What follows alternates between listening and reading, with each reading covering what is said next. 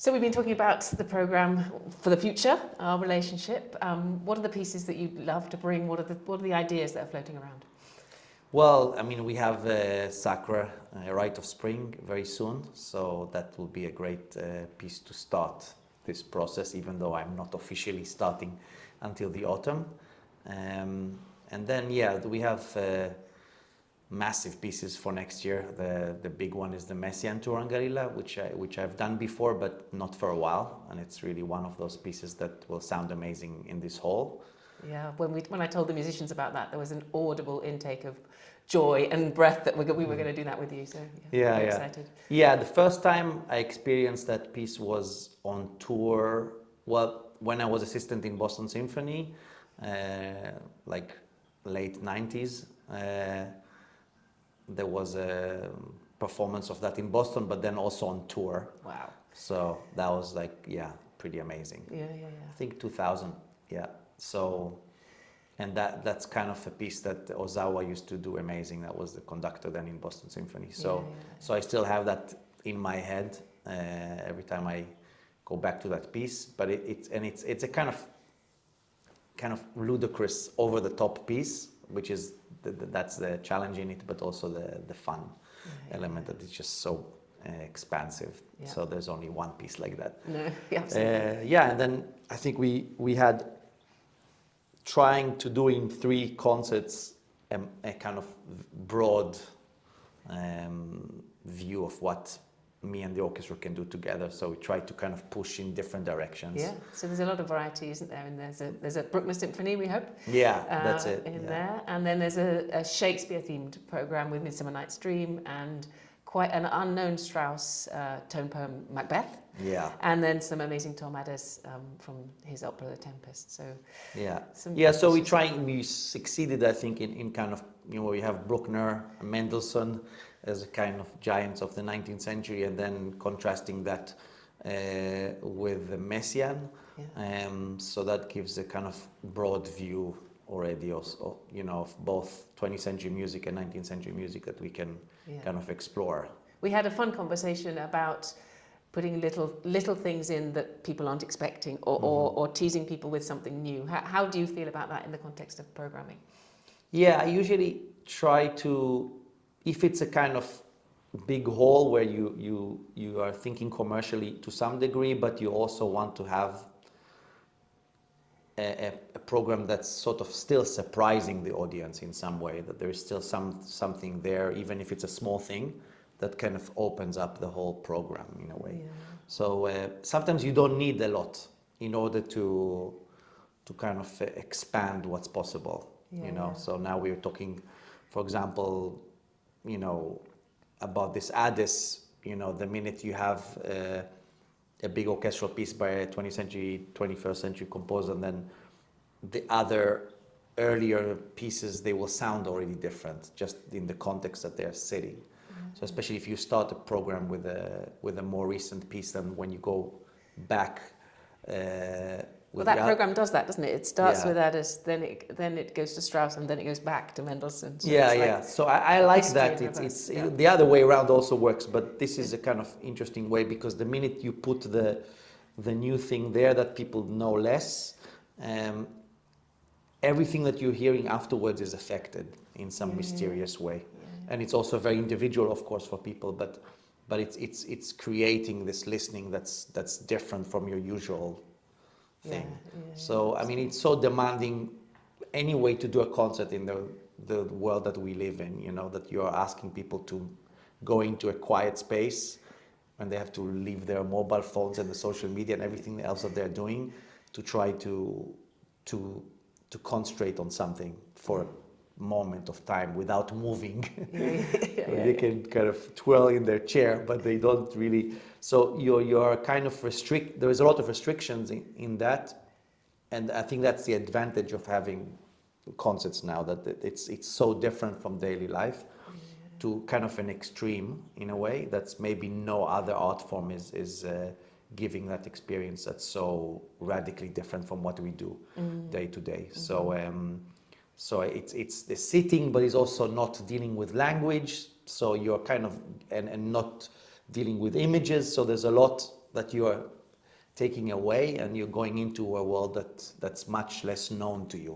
Even as a musician, even if you know music, it's still like an exploration of something. So it's our role, even if it's quite a restricted thing, you know, a concert, it's 2 hours, 2.5 hours, you know, there are rules, there's a break, there's an interval, but even if you're bringing one small element in a new way, it's already changing the whole context. But we've worked with you for so many years now as well, and you're very loved by the orchestra, and it's fantastic to be moving into this new relationship for 3 years at least, to explore things in a kind of continuum. What do you think are the qualities of the CBSO, of the hall, of the organisation? What do you enjoy about working here? Yeah, I've always had such amazingly warm encounters here with everybody in the management and audience, and of course the orchestra. And yeah, it's been a long time since maybe the first time I've been here. So I've changed, of course, a lot, but my perception of coming here every year or every 2 years has always been super positive, and always really open for repertoire ideas, for new music, for unknown pieces, and also just letting me kind of, oh, you want to do some big famous piece, here you go. So it's and it's an orchestra that's very open, you know, to anything that you say. You know, if you're suggesting something about a small detail that might be completely different from what people are used to, there's never a hesitancy or never a kind of a pushback. Yeah, exactly. Yeah. So that's really great, because when you coming back again and again, you feel this confidence growing with each other, that you can rely on the orchestra and the other way around, so that there's this kind of ongoing thing that develops over time in a kind of mysterious, unclear way. So yeah, it's great. And I think we've done like really a huge variety of things. So I'm trying to think also for the future things to keep that, you know, but just much more, of course, exactly. with more weeks every year, but to keep this idea of going through different repertoire. And that's also really a quality of this orchestra, that's able to shift from one thing to the other, which I like a lot anyway, because that's how I work. So it fits well, I think. Yeah. So you like to juxtapose sometimes things that don't necessarily always sit next to each other, to just create that kind of artistic. Yeah, I mean, I like the tension inside the concert, that it's not predictable. So you're moving from different periods, from different ideas, from different emotions. Some composers, of course, do that in one piece, but by exploring different things side by side, it creates this energy and tension that's interesting, and you can always shift that in different ways. So because there's thousands of ways, there's endless ways of exploring that game. So what about building the orchestra? Because obviously the orchestra is a living, breathing, growing thing, and I think one of the reasons the orchestra love working with you is that we always feel better after a week with you. You know, we feel like we're playing better, we feel like we're sounding better, we feel like we're, I mean, somebody said you've got ears like a bat, like you can hear everything, and that really helps, I think, the orchestra to grow. Yeah, I mean, listening to an orchestra as a conductor, you never kind of stop learning. So it's a huge challenge to try to do something physically, but at the same time have a sort of, some of your body and your mind is a little detached, so you can actually hear what's happening. So you have to be inside the music and also outside the music, and it's all the time this duality, which is super demanding, and it never feels like, to me anyway, it never feels, oh, now I know how to do it. It's always like a kind of search and sometimes a struggle. But I think the good thing with actually an orchestra that really listens to each other, you can really sense that when you start working with every orchestra. It's not always there. So like that comes from the inside of the orchestra, the ability to be able to really listen while playing. So it's a little bit similar to what I described about conducting. You have to play and at the same time you're listening to other stuff that other people are playing. So, and that sounds simple, but it's super complex, and it's like all this time shifting. So, you know, and I think that's that kind of learning that you need to do throughout your life, but even in one day when you're starting to rehearse something that you might know really well, or something that you never played, you always have to kind of be confident, but also really like searching and demanding of yourself to hear more and to understand more and to get the details out. So it's like an endless and the great thing with the, I mean, it's like really the quality of all the British orchestras, but I find it always here really strong is that it's a great focus in the important moments. People can be really relaxed and humorous, but kind of not stressed. But when it's really important, there's like a energy of the whole group that's really thinking hard and working hard at that moment. And that can be in a concert. It can be also in some 5 minutes of rehearsal. You don't have to actually have it all the time. It's just something that you push sometimes. It's like you go into a sixth gear. So that's the energy that you're getting as a conductor. You feel it when the orchestra does it. Suddenly in the concert, something happens that maybe nothing to do with you, but it's happening. Sometimes it's to do with what you do, but it's not really clear what's igniting what. So I like to ride on this energy, and that's also a kind of learning curve that you never stop kind of thinking, oh well, now we reach somewhere. So but I think exploring, I really like going to orchestras like once and then see you later, but it's nothing like actually going back to the same place again and again, because then I think it's a lot to do with the trust of both sides to each other, that because it takes time to know your limitations and your advantages, and so that when you feel that like I usually try to, and it doesn't always work, but I try to make people feel that they're completely, I completely rely on them, that I have complete confidence. But on the other hand, it's you need an orchestra that's very confident, that can take in any criticism in the best way, so to get things to sound better and to get get a better performance, a better energy. So that's totally what the orchestra love about you. I think one of the things that they love about you is that you're able to improve it without the feeling of criticism or sense of criticism. It's but it's not. It's just a matter of lack of this chemistry between me and the orchestra, because I'm sure not all orchestras think about that the same way about me. But so that's great to think that this can happen, and then also that I think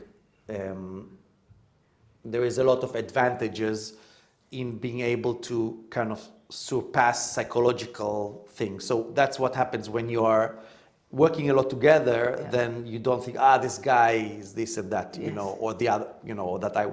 So you can just concentrate on the thing itself without trying to kind of move the psychology really to the side. And I think that it helps the concentration and also the like separating ourselves from who we are to really dig into the composer's work. So like we have to kind of be a medium of somebody else's ideas that they wrote at night somewhere, and to try to kind of that the music flows through us to an audience. So it's actually not about thinking, this is what I feel about this music, It's more about trying to go deeper inside the music, that you are in a way selfless in a way. It's a kind of impossible, but I think this helps me think about the utopian ideas. I mean, orchestra is a kind of utopia, so it's not really doesn't make sense that it works. So you're kind of privileged to work in a group like that. Of course, there are tensions and but actually, in essence, you're doing something that's really unusual with a huge amount of people. So when it goes really to the maximum where it can be, it's this kind of elated feeling that maybe not so many other things can give. Yeah, no, exactly. So you mentioned the composer, the conductor. What about the audience? You know, how Benjamin Britten talks about those as a triangle of composer, conductor, or performers generally, and then the audience. How do you think about the audience? Do you think about the audience? Yeah, I mean, it's like the most important part of what you do, but I myself don't think about it usually, because you cannot know what they think. It's a little bit like politics, like who knows what people think, you know, like polls don't tell you anything. It's just, you know, so in a way I mean, the amazing thing with music is that many times in a rehearsal something sounds uninteresting.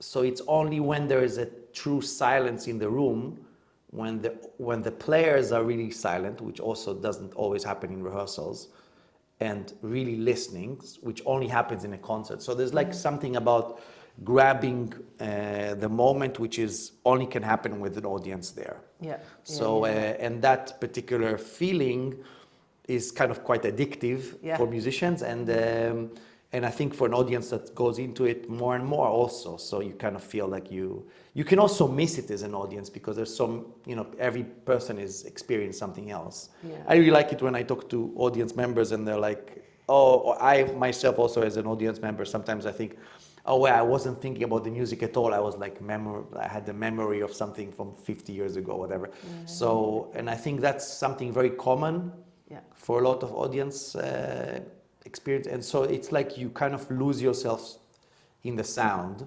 and it can trigger things and emotions and memories or whatever. So I think that's something that it's not really talked about, you know, but you can feel it while you play.